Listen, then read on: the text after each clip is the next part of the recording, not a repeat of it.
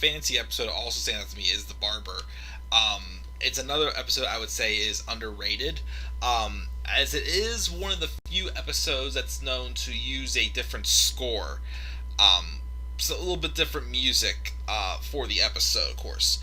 We kind of had that back in when they did The Note, when, again, that's the episode where they were trying to spice up, the theme music a little bit, but of course they didn't really ask anybody else outside of, like, Jerry, I think Larry, but it's like, most of the ABC and Castle Rock executives didn't know about it. But for this episode, they thought it was a little bit more fitting. The main story about this episode, of course, actually came from a real-life incident with writer Andy Robin, who, when he was living in Stamford, Connecticut, he had this barber they went to for years and always loved his haircuts. But there came to a time where he was getting close to retiring, and obviously his haircuts were deteriorating. They were getting worse and worse. And even though, Andy had a desire to, see another barber, have them cut his hair instead, he was like, I've been going to him for all these years, I've been so loyal, so he tries to show up on a day he's off to get a haircut, and he's there, and instead of taking this day off, he decides, you know what, no, I treat my best customers well, and still gives him the haircut, and he didn't like it, which is not what's going to be a good episode, which is basically the main storyline of this episode. So, it starts off with, this episode starts off with George at a job interview. And the interview looks like it's going pretty positive. Sounds like he's got a good shot for the job. Of course, gets cut off mid-sentence. And the guy gets his interview, and George gets a call, and it's a big emergency. And he storms off, which leaves George very, confused. Okay, did I get the job? Did I not get the job? What's the of course? Which I don't think we ever found out what of course was. There was another mid-sentence thing that was not finished that we did find out at the end of the episode, which of course ended up being bad news for George, but of course it leaves George confused, and he was afraid to call the guy to see if he got the job or not, because the guy made some comment that George was a very good listener and seemed to get things right away. He was afraid that the guy would change his mind. But then also, the guy is supposed to be on vacation the following week. So then he goes with the idea of he's just going to show up. He's going to show up at the office and act like he got the job. So, we'll get to that in a second. Meanwhile, Elaine comes by and she's having a charity bachelor auction, which she knows that Jerry would be a big hit to be at. But she's nagging Jerry about getting a haircut. Kramer comes in. He was smoking a cigar. And I don't know why. This is one of my favorite bloopers also.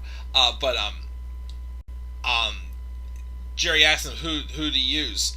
And of course it's Gino they said they use. And Jerry and Kramer's like, of course, wouldn't want to let that other butcher cut my hair. And it's like, who's that? And then Kramer goes the Uncle Enzo, that's who Jerry uses. And then Jerry explains the whole thing of I've been going into him for a long time. I'd hurt his feelings if I went to someone else. Which of course they laugh and say, you never get good haircuts. But one of my favorite bloopers is whenever Kramer says the Uncle Enzo. There was a shot where he was smoking on his cigar, and he just pulls it off and just blows the Uncle Enzo. He didn't obviously him inhaling the smoke, obviously they threw off his voice or whatnot. He goes, the Uncle Enzo. I like the way he said it. So finally, Kramer talks Jerry into going to get a haircut because it was Enzo's day off and only Gino was there, so he would get a Gino instead of an Enzo. And of course, when they first show the first shot of the outside of Enzo's, they're not playing the Seinfeld music, they're playing from the Gioacchino Rossini's opera Barber de Selvaggia, the Barber of Seville. Music was being played throughout the rest of this episode, since they described the characters of Enzo and Gino, and it kind of with kind of their culture, and also with them being big fans of the characters, big fans of Edward Scissorhands and whatnot. they they kind of wanted to with the story of Jerry trying to avoid his barber, but instead he gets the barber and things don't go too well. But when he tries to fix things, it comes like a little bit like a big dramatic opera basically. And they used music from the Barber of Seville throughout the rest of the episode, which made it like fancier and stood out.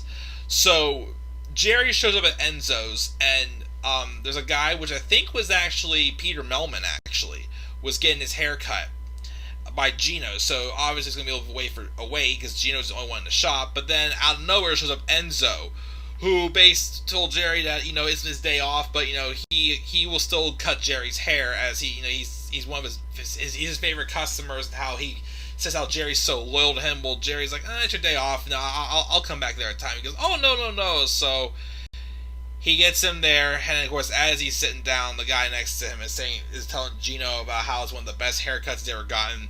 And of course, Jerry gets this super ridiculous haircut. Of course, everybody's just laughing at him and whatnot.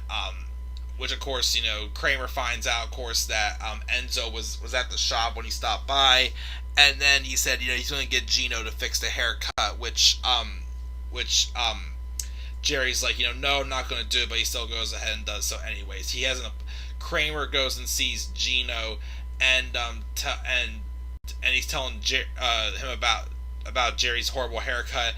Gino agrees to fix the haircut, but make sure that Enzo doesn't find out, so he can go, because he would go a little bit crazy if he knew that he was cutting his best customer's hair. Of course, again, George shows up at the office, of course, where he wasn't sure if he got the job or not, and they're like, "Oh, we didn't think Mr. Tuttle was done interviewing people." So he gets a job. He has choice between the big and the small office. He chose the small office, and they gave him the Penske file to work on. Of course, though, George basically just takes this as a joke, sits there, does absolutely nothing for like 8 hours. 5 o'clock comes, he just walks out carrying the Penske file, which again, he has not really gone through it all whatsoever. So, and he also mentions how, when he's sitting there eating with Jerry at the restaurant, how I guess, during that week it was, they had a birthday party for one of the employees' office. He made a toast, but everybody's just like, who the heck is this guy? And then Elaine, of course, finds out about the haircut, which, Jerry refuses to go to the auction because he hates the haircut. But then Kramer walks in and says, get to Gino's at 8 o'clock. I forgot which day it was of the week, and say he's going to fix the haircut. And then Elaine's like, I think there's any hope, and Kramer's like, I don't know. So Jerry goes to Gino's apartment, and he's getting ready to, fix the haircut. When Enzo, when his apartment buzzer rings, and sure enough, Enzo is there. So Gino cleans up, tells Jerry to hide in the closet. And Enzo comes in. I guess earlier today they got into some big dispute about Edward Scissorhands. So they kind of cooled the air, and it seemed like he was about to get ready to leave. But then Enzo saw one of Jerry's hairs on the floor, and I think Gino told him it was just a piece of fuzz or something like that. But Enzo was fixated on the hair, saying how it looked very familiar. Which Jerry's inside the closet, and he's worried. He's like, oh no, he suspects something. So because of that, they almost got caught, and Jerry didn't get the haircut fixed. But when he was talking to Kramer, he could tell how good Gino was. And then Elaine, of course, comes in and notices it wasn't fixed at all, and he told him that we didn't get to finish it. We almost got caught. So the Bachelor auction was in a few hours. So she finally, even though she wasn't the biggest fan of it, Jerry talks her into taking Kramer to the Bachelor auction, which he goes. I guess the information that she revealed on him was he's 6'3", he's a high school graduate, he's self-employed, he has very goofy hobbies, and also he just got a haircut. And of course he stumbles into the crowd, and the bidding starts, which I don't know if Kramer went for a good amount or not, who knows. But yeah, it was messy. Meanwhile, though, back at the barbershop, Newman is getting his hair cut by Enzo. And while Gino is cleaning the shop, Enzo's saying how now Newman is a good customer, which I loved how like as he's saying that Newman's with his his smile of pure evil sitting there like, yeah, that's right, I'm great, and he sounded like a big suck up saying stuff like once I find a barber I stick with it, and he mentions how he had nearly gone to barber school thinking that he had the talent. And then, Enzo's saying something about, funny business about staring down Gino. But Gino's sitting there, he's just like, he knows that Enzo is up to something. So he says he's going to go out for a bit. So he says, okay. So Gino leaves, and he walks away. Enzo gives Newman a task. Well, first he asks him to do like the haircut. And Newman goes, not bad. A little crooked, though. Which obviously was obvious since, again, Enzo is getting a bad reputation for haircuts, which is why, again, Jerry wanted to avoid him. But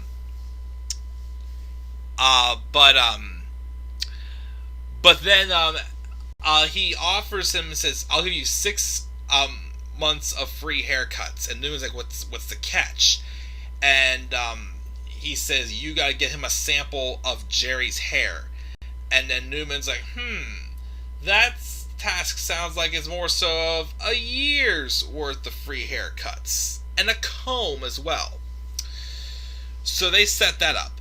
Meanwhile, George is still at the office, goofing off. Like, he's literally playing, like, drums with his pencils on his desk. And he gets a buzz saying that Mr. Penske was there. Arthur Penske was there to see him. So, Mr. Penske comes in. George, who again had really done nothing, he tells him how he is working on his file. And then Arthur's looking through the folders, and he tells him that he tells George that he's Penske material, which George was like, really now? And then but then Penske goes, although you are aware, cuts off mid-sentence again because he gets a buzzer saying Mr. Costanza and Mr. Penske's car is being towed. And then Penske gets up to run it out, and then George is just like, I am aware! Like, again, he's telling him some that, leaves him with, okay, what were you going to tell me? Like, am I ever going to find this out or not? And then, of course, George's boss does come back from vacation, and he walks in, and he was just like, I'm surprised he didn't take the big office. So, obviously, he gave that inkling like he definitely wasn't going to hire George for sure. And then he questions George, like, what have you been doing all week while I'm gone? But George basically is thinking like, oh yeah, he's basically about to give me the boot. He gets up and brags about how he is Penske material, and he goes to leave. So he leaves. And meanwhile, Gino had gone back to Jerry's apartment and saying how, how he thinks Enzo knows about what's going on because he keeps staring at the hair. And then, but then there's a knock on the door, and it was Newman. And Gino tells Jerry that Newman was in the shop, just in the shop. So he has Enzo hide in his bedroom and tells him to go out the fire escape. Newman comes in, and he asks if he can use his bathroom, saying that his toilet's clogged or whatnot. And, Jerry lets him. So Newman goes into the bathroom and looks around, looks at his comb, looks at his hairbrush. There's not one single hair in there. So then he sees scissors. He's thinking, I got an idea. So as he's walking out, Jerry's like, okay, I'll catch you later. But he's like, oh no, why don't I hang out for a little bit? First off, and then Jerry says yes. I'm thinking, why would Jerry say yes to letting Newman hang out with him? So Newman's being odd, trying to sneak a clipping of Jerry's hair. So finally they sit down, and then they're watching Edward Scissorhands. Newman puts his arm on the back of the couch, clips back at Jerry's hair, and says, gotta go! But he says, oh, I dropped a nickel on the floor, or something like that. But he picks up the hair, and he walks away. As he exits, Enzo comes back out. He didn't leave, and he stays and he watches more of Edward Scissorhands with Jerry. So Newman runs back to the barber shop and gives Enzo the sample of the hair, and he matches him up, and he goes, "Oh, you've done well, Newman," and he runs out, and Newman's the only one in the barber shop. So Newman, to the Barber of Seville music, starts like jiggling his hips, and he pulls up the scissors. So obviously he's like, well, if they're gone, I might take a crack at being the barber. Enzo goes to the apartment and bangs on the door and like is furious. Gino goes to hide back into the bedroom, and Jerry's like, okay, he's gonna kill me, but let's get this over with. Opens it up, and then Enzo flips out like, it was you that was at Gino's apartment the other night. He's like, no, I wasn't. And he goes, no, I know you were there. I got a sample of your hair. He's like, sample? He's like, yeah. And Jerry's like, Newman. And he tries to cover up by saying that he was there to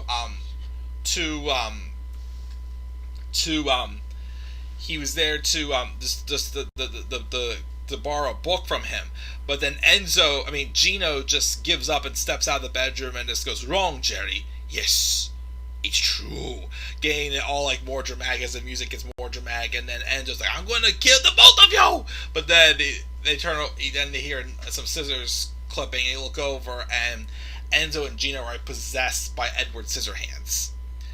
And then, of course, they sit down, and then they start crying. They're emotional to the movie. Meanwhile, Jerry heads back to Enzo's barber shop, where Newman is there being the barber, cutting an old man's hair. And Newman looks over out the window and sees that Jerry's staring at him through the window. He comes in, and, obviously Newman knows why Jerry's there, because Jerry sold him out with that sample of his hair. And then Jerry takes one of the razors, and obviously as it goes to credits, it's just obvious that Jerry backs Newman into a corner to get payback on him. Then the closing scene is George actually going to Arthur Penske's office and saying, I'm sorry I gave you the wrong impression, but now that you're aware that they're under indictment or whatnot, which their audience started laughing because earlier in the episode, Elaine joked that maybe is that what the guy was what Mr. Tuttle was going to say to him, but basically that because they're under investigation, they had no room for him at the time, and George was like, oh, that's a shame. I should have known that. And then Penske gets a buzz from his secretary saying that Mr. Costanza's car is being towed, and then George is like, and he gets all dramatic. He's like, of course, it just keeps on happening to him. He's living with his parents, he's unemployed, and every opportunity he gets, he blows for a job. But then they show the whole Castle Rock thing. They show one more post-credits scene, and it's Kramer in Jerry's apartment on the phone asking Newman, so when are you going to be able to go out? Well, at the time for a second we didn't know it was Newman, but then the next shot was Newman sitting in his apartment on the phone with a bald head saying, not for a while. I think this is the last time for a while we did see Newman, because obviously they wanted to tell a story about the fact that, Jerry shaved his head bald out of revenge.